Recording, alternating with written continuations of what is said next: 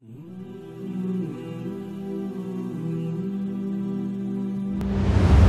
kita renungin, kita nggak selamat dari kedurhakaan sama orang tua. Nggak ada yang selamat sekarang, baik orang tua masih hidup ataupun sudah meninggal, ya. Kalau kita mau jujur, sifat durhaka sama orang tua itu ada dalam diri kita. Lebih bahayanya kalau orang tua sudah meninggal. Kalau orang tua masih hidup, kita mesti minta ridhonya. Kalau sudah meninggal, kan mungkin kita sering dengar, apa sih kedurhakaan kita kalau orang tua sudah meninggal dunia? Ya diantaranya mutusin tali silaturahmi.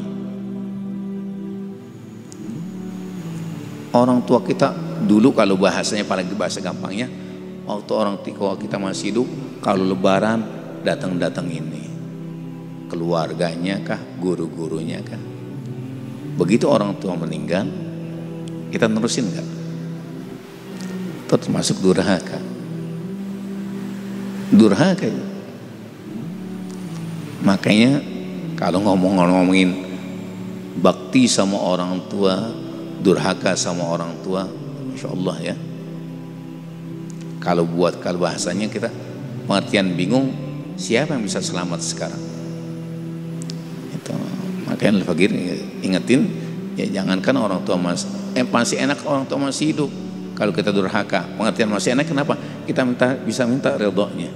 Tapi kalau enggak, kalau orang tua sudah meninggal, apalagi kita bukannya jarang lagi, nggak pernah baca doa untuk orang tua kita.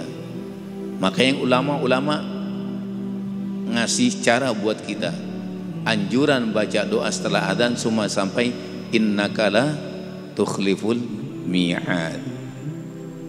Tapi alhamdulillah ulama-ulama kita nambahin. Kalau Rasulullah kan ngajarin cuma sampai situ, Allahumma rabb hadhihi da'wati tammah, sampai innaka la tukhliful mi'ad.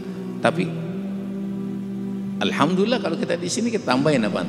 Rabbighfirli wa liwalidayya sampai 5 kali. Bukan cuma itu doang, apa lagi? Allahumma barik li fi dzurriyyati wa la tadurruhum wa fikum min ta'atika warzuqni birrahum. Bukan itu juga, bahkan tambah lagi apaan?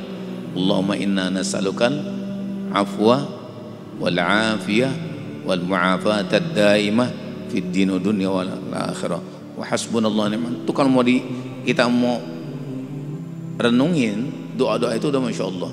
Kenapa kok ulama-ulama nambahinnya di saat setelah adzan? Karena doa yang kita baca setelah adzan dan antara adzan dan qomat nggak bakalan ditolak oleh Allah Subhanahu wa taala. Jadi ingetin tuh, renungin coba. Kalau Allah ancam kayak begini, Allah nggak bakalan nerima ibadah seseorang, baik yang fardu apalagi yang sunnah. 3 orang ya di sini disebutkan, ada 3 golongan manusia yang Allah nggak bakalan terima ibadahnya. Yang pertama, orang yang durhaka kepada kedua orang tua. Tapi insya Allah selama kita masih mau duduk di majlis ta'lim, mudah-mudahan Allah golongkan kita masuk ke dalam golongan anak-anak yang berbakti kepada kedua orang tua. Kenapa? Karena sudah sering dibahas juga, guru kita bahas, ketika kita duduk di majlis ilmu ini, malaikat nyebutin fulan bin fulan, fulan bin fulan. Jadi bukan cuma kita doang yang disebut, tapi malaikat juga nyebut orang tua kita. Berarti dengan keberkahan kita duduk di majlis ilmu, yang dapat pahala bukan kita doang, tapi orang tua kita juga.